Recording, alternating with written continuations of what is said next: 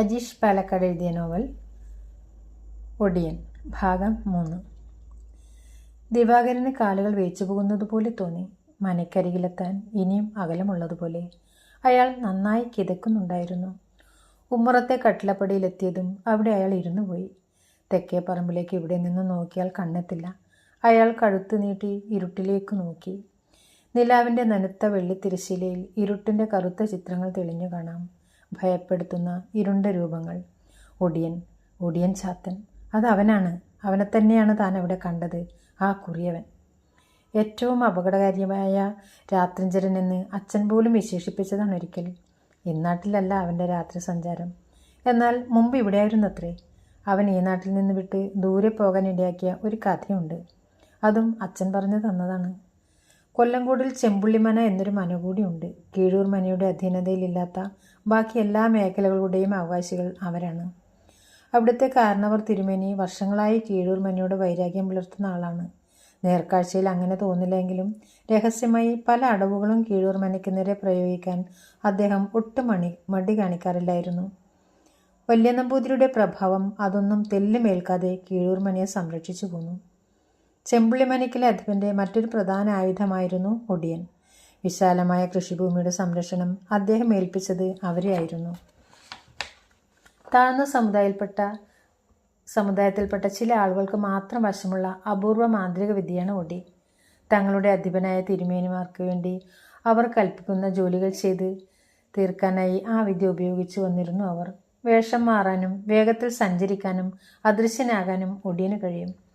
ഒടിവിദ്യ ഓരോ തവണ പ്രയോഗിക്കുമ്പോഴും ആ ഒടിയന് ജീവൻ്റെ ഒരംശം നഷ്ടമാകുമെന്നും അച്ഛൻ പറഞ്ഞിട്ടുണ്ട്. ചെമ്പുള്ളി മനയ്ക്കിലെ തിരുമേനിയുടെ വിശ്വസ്തനായ ദാസ്യൻ മണിയൻ, ഒടിവിദ്യ സ്വായത്തമാക്കിയവൻ. കാവൽ ജോലികൾക്ക് അപ്പുറം ശത്രു സംഹാരത്തിന് വരെ അദ്ദേഹം മണിയനെ നിയോഗിക്കുമായിരുന്നു.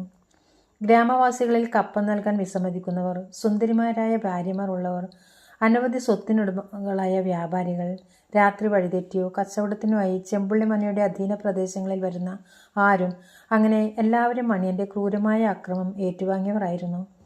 മണിയൻ്റെ അസാധ്യമായ കഴിവുകൊണ്ട് ഒത്തിരി സമ്പാദ്യങ്ങൾ ചെമ്പുള്ളിക്കാരനവർ നേടിയെടുത്തെങ്കിലും ഒടിയൻ്റെ കൂരയിൽ പട്ടിണി തന്നെയായിരുന്നു വിരുന്നുകാരൻ. പകൽ വെളിച്ചത്തിൽ ഒരിക്കൽ പോലും മണിയനെ 7 അയല തടുപ്പിച്ചില്ല കാരണവർ. കരിമ്പന ചുവട്ടിൽ നിന്നും പഴുത്തു വീണ പനമ്പഴം പെറുക്കിയെടുത്ത് നീര് ചപ്പിക്കുടിക്കുന്ന തൻ്റെ മക്കളെ നോക്കിയിരിക്കുകയായിരുന്ന മണിയൻ്റെ കണ്ണിൽ ചോര പൊടിഞ്ഞു. ധാന്യം കൊണ്ടുള്ള ഭക്ഷണം കണ്ടകാലം അവർ മറന്നിരിക്കുന്നു. ചാണകം എഴുകിത്തേച്ച അടുപ്പ്, അതിൽ തീ പുകഞ്ഞിട്ട് ഒത്തിരി നാളായിരിക്കുന്നു. മക്കൾ ചാത്തനും ചിരുതയും. ദാരിദ്ര്യം ബാധിച്ച ആ 2 ശരീരങ്ങൾ അയാളുടെ ശരീരത്തോട് ഒട്ടിക്കിടന്നു. ചാത്തന് വയസ്സ് 15ആയി. അവനാണ് ചിരുതയേക്കാൾ ഇളയത്. തന്നോട് വലിയ സ്നേഹവും അടുപ്പവും അവനാണ്. തൻ്റെ വഴിയെ നടക്കാൻ ഒരിക്കലും അവനെ ക്ഷണിക്കരുത്. അവനെങ്കിലും പകൽ മണ്ണിൽ പണിയെടുത്ത് രാത്രി ഉറങ്ങി ശീലിക്കട്ടെ. അയാൾ ചാത്തൻ്റെ തലമുടി ഇഴകൾക്കിടയിലൂടെ വിരലൊടിച്ചു. മണിയൻ്റെ കണ്ണിൽ നിന്നും ഒരു ചുടു കണ്ണീർ കണിക ഉരുണ്ടു വീണത് ചാത്തൻ്റെ നഗ്നമായ തോളലിലായിരുന്നു. അവൻ തലയുയർത്തി അച്ഛനെ നോക്കി. എന്താ അപ്പാ? ഏയ് ഒന്നുമില്ല. മക്കള് ഇവിടെ ഇരിക്ക്. അമ്മ വന്നാൽ അപ്പൻ ഇപ്പോൾ വരുമെന്ന് പറയട്ടോ. അയാൾ അവർ കാണാതെ കണ്ണു തുടച്ചിട്ട് അവിടെ നിന്നും എഴുന്നേറ്റു. മെല്ലെ നടന്ന് വഴിയിലേക്കിറങ്ങി. നേരം ഉച്ചയോടടുത്തു. ചെമ്പുള്ളിക്കാരനവരെ കണ്ടേ പറ്റൂ, അയാൾ മനസ്സിലുറപ്പിച്ചു. അയാൾ ഇപ്പോൾ കളപ്പുരക്കൽ ഉണ്ടാവും. വിശാലമായി പരന്നുകിടക്കുന്ന വയലുകൾക്കൊത്ത നടുവിൽ ഒരു ഉഗ്രൻ കെട്ടിടം. അതാണ് കളപ്പുര. കൊയ്ത്ത് കഴിഞ്ഞ് നെല്ല് ഉണക്കാനും സൂക്ഷിക്കാനും നെല്ല് അത്യാവശ്യം കുത്തി അരിയാക്കാനുമെല്ലാം അവിടെ സാധിക്കും. പകൽ കുറേ സമയം കാരണവർ ഇവിടെ ആയിരിക്കും. ഒപ്പം പാടത്തുനിന്ന് ഏതെങ്കിലും ഒരു പെണ്ണിനെയും വിളിച്ചു കൂടെ ഇരുത്തും. പുറത്ത് കാവലിന് ശംഖുവും. മണിയൻ അവിടെ എത്തിയപ്പോഴേക്കും പുറത്ത് ശംഖു കാവലിരിപ്പുണ്ട്. അകത്ത് പെണ്ണും കാണുമെന്ന് അയാൾക്ക് ഉറപ്പായി. ദൂരെ നിന്ന് കണ്ട ഉടനെ മണിയൻ്റെ നേരെ കാര്യസ്ഥൻ ഓടിയെടുത്തു. നീ ഇപ്പോൾ എങ്ങോട്ടാ? അവിടെ നിൽക്കാം. അദ്ദേഹം കണ്ടാൽ എനിക്കാകും വഴക്ക്. എന്നെ തടയാണ്ട് മാറ് ശംഖു. നീ ഇതാരാളെന്നറിഞ്ഞിട്ട് തന്നെയല്ലേ നീ? മണിയൻ ശംഖുവിനെ പരുഷമായി ഒന്ന് നോക്കി. അക്ഷരാർത്ഥത്തിൽ ചൂളിപ്പോയി. ഒരു മായാവിദ്യയും ഇല്ലാത്ത പകൽ നേരം പോലും ഒരു 10 ആൾ പിടിച്ചാൽ നിൽക്കില്ല മണിയനോട്. ഉരുക്കുപോലുള്ള ശരീരം സാധാ എണ്ണമിഴക്ക് പുരട്ടി തിളങ്ങും. ശംഖു അല്പം മാറി നിന്നു. എന്നിട്ട് പറഞ്ഞു, നീ ദേഷ്യപ്പെടരുത്. കാര്യം എന്താണെന്ന് വെച്ചാൽ ഞാൻ ചോദിക്കാം. അത് ചെവിക്കൊള്ളാത്ത മട്ടിൽ മണിയൻ കളപ്പുരയുടെ വാതിൽക്ക് ചെന്ന് കൈകൊണ്ട് തട്ടി. അകത്തുനിന്ന് ദേഷ്യവും ഈഷ്യവും നിറഞ്ഞ സ്വരത്തിൽ ഒരാക്രോശം കേട്ടു. ആരാ ശങ്കു അത്? ഞാനാണ് മണിയൻ. ഉറച്ച സ്വരത്തിൽ തന്നെ അയാളും മറുപടി കൊടുത്തു. നീയോ? നീ എന്താ പകൽ നേരത്ത് ഇവിടെ? പോയിക്കോളാം അവിടുന്ന്. ഈ ഉച്ച സമയത്ത് അയിത്തം തീണ്ടിക്കാനായിട്ട് പോടാ അവിടുന്ന്. അയാളുടെ ശബ്ദം അല്പം കൂടി ഉറച്ചു. ഒടിവിദ്യ കൊണ്ട് ഞാൻ നേടിത്തന്നതൊന്നും ഐത്യമില്ലായിരുന്നു അല്ലേ? ഇപ്പോൾ തൻ്റെ കിടക്കയിൽ അവശയായി കിടക്കുന്ന അടിയാത്തിക്കും കാണില്ല ഐത്തം. എൻ്റെ കൂരയിൽ തീ പുകഞ്ഞിട്ട് നാളുകൾ ഏറെയായിരിക്കുന്നു തമ്ര. നിത്യവും ഇവിടേക്ക് വേണ്ടി പണിയെടുക്കുന്നതൊന്നും അല്ലാതെ ഒരു കൂലിയും എനിക്കായി കിട്ടിയിട്ടില്ല.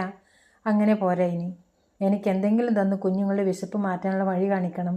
അല്ലെങ്കിൽ എനിക്ക് അവിവേകം കാണിക്കേണ്ടി വരും തമ്ര. പതിഞ്ഞതെങ്കിലും ദൃഢമായിരുന്നു അയാളുടെ സ്വരം. നീ എന്താ വിപ്ലവം പറയുന്നു നായെ? കളപ്പുരവാതിൽ പൊടുന്നനെ ഒരു വലിയ മുഴക്കത്തോടെ തുറന്നു. ഉടുമുണ്ട് മുറുക്കി ഉടുത്തുകൊണ്ട് കാരണവർ അവൻ്റെ മുന്നിലേക്ക് കടന്നു വന്നു. ഇരുട്ടിൻ്റെ മറയും ചെവിക്കടയിൽ ഒടിമരുന്നുമില്ലെങ്കിൽ നീയൊക്കെ എൻ്റെ മുന്നിൽ പുഴുവാണെടാ. നീ എനിക്ക് നേരെ നിന്ന് സംസാരിക്കുന്നു. അയാൾ തറയിൽ കാർക്കിച്ചു തുപ്പി. ആരും പ്രതീക്ഷിക്കും മുമ്പ് തന്നെ അയാളിലെ ചതിയൻ ചെന്നായി ഉണർന്നു. കയ്യിലിരുന്ന ഒരു വെളുത്ത പൊടി അയാൾ മണിയൻ്റെ മുഖത്തേക്ക് എറിഞ്ഞു. ശങ്കുണ്ണി! കാരണവർ ഉറക്കെ കാര്യസ്ഥനെ വിളിച്ചു. ശങ്കുണ്ണി പിന്നിൽ നിന്നും വടിവാളെടുത്ത് മണിയൻ്റെ കഴുത്തിന് നോക്കി വീശി. കണ്ണിൽ വീണ പൊടിയുടെ വീര്യം മണിയൻ്റെ കാഴ്ച നഷ്ടപ്പെടുത്തിയിരുന്നു. ഒരാർത്തനാദത്തോടെ ആ കറുത്ത ശരീരം മണ്ണിലേക്ക് വീണു. വായിൽ നിറഞ്ഞു വന്ന മുറുക്കാൻ ഉമിനീര് കാരണവർ നീട്ടി തുപ്പിയത് പാതി മണിയൻ്റെ പിടിയുന്ന ശരീരത്തിനും ചെന്ന് വീണു. ഇടം കൈകൊണ്ട് മുറുക്കാൻ പറ്റിയ ചിറി തുടച്ചുകൊണ്ട് അയാൾ നിലം ചവിട്ടി കുലുക്കി നടന്നുപോയി. മണിയൻ്റെ ശരീരത്തിനടുത്തേക്ക് ആരും ചെന്നില്ല. ഭയം തന്നെയായിരുന്നു കാരണം. അത്രയും നാൾ കൊല്ലംകോട്ട് ദേശത്തെ അടക്കി വാഴുന്ന ഇരുട്ടിൻ്റെ മഹാരാജാവിനോടുള്ള ഭയം. നേരം ഇരുട്ട് വീണു തുടങ്ങി. അച്ഛനെ കാത്തുകാത്തിരുന്ന് ചാത്തനും ചിരുതയും ഉറങ്ങിപ്പോയി. അമ്മ പാറു അവരുടെ അരികിലിരുന്നു. പൊടുന്നനെ മുറ്റത്ത് കനമുള്ളത് എന്തോ വന്ന് വീഴുന്നത് അവൾ കേട്ടു. ഒപ്പം ആരൊക്കെയോ ഓടി നീങ്ങുന്ന കാലടി ശബ്ദങ്ങളും. ഓടിച്ചെന്ന് നോക്കിയപ്പോൾ പനമ്പായൽ കെട്ടിപ്പൊതിഞ്ഞൊരു രൂപം. കാലുകളിൽ ഇരുമ്പ് വളകൾ. കണ്ട മാത്രയിൽ തൻ്റെ പാറുവിനെ പാതി ജീവൻ പോയി. മക്കളെ! അവൾ ഉറക്കെ കരഞ്ഞു. അമ്മയുടെ ശബ്ദം കേട്ട് ചാത്തൻ എഴുന്നേറ്റ് വന്നു. അവൻ്റെ കണ്ണുകൾ നിറഞ്ഞൊഴുകി.